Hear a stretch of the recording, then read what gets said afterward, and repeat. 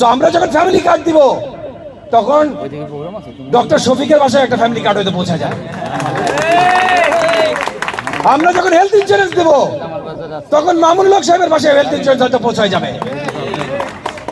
আর ভোটের অধিকার তো ভাই কারোর কখনো কেড়ে নেব না। আপনাদের সকলকে এতটুকু অনুরোধ করি, 12 তারিখের নির্বাচন কত গুরুত্বপূর্ণ সেটা অনুধাবন করা এবং আশেপাশে সকলকে অনুধাবন করানো, এইটা এখন আমাদের নাগরিক দায়িত্ব। বিকজ যদি 12 তারিখে উগ্রপন্থী জোট কোনোভাবে বেরিয়ে আসতে পারে তাহলে কিন্তু দেশ থাকবে না, এইটুকু আপনাদেরকে নিশ্চিত বলে দিচ্ছি। 12 তারিখে আপনাদের মূল্যবান ভোটগুলো ধানের শীষ মার্কায় প্রদান করবেন। আজকে যেই দল বা যেই জোট বলছে যে আপনাদেরকে তারা জয় হইলে ভোট দিতে দিবে না, আপনাদেরকে তারা জয় হইলে আমাদের মা বোনদেরকে বাসার বাইরে যেতে দিবে না, তাদেরকেও কিন্তু রাজনীতি বন্ধ করে দেওয়ার ব্যবস্থা আমরা করতে চাই না। কেউ যখন বলে, এই এলাকার একটা ক্যান্ডিডেট যখন বলে ভোটের অধিকার আর রাখবে না, এই কথা আমার পছন্দ হয় না।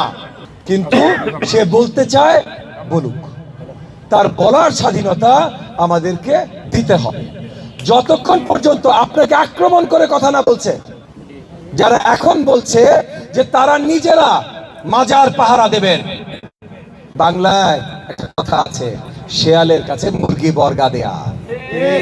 এরা হলো এই জাতীয় লোকজন, এদের কথা বিশ্বাস করা অত্যন্ত মুশকিল। তাই এগেন যেটা বলছিলাম যে আমরা একটা সংকটপূর্ণ মুহূর্তে আছি, আমাদেরকে ভোট দিবেন কারণ আমরা আপনাদের জন্য কাজ করি।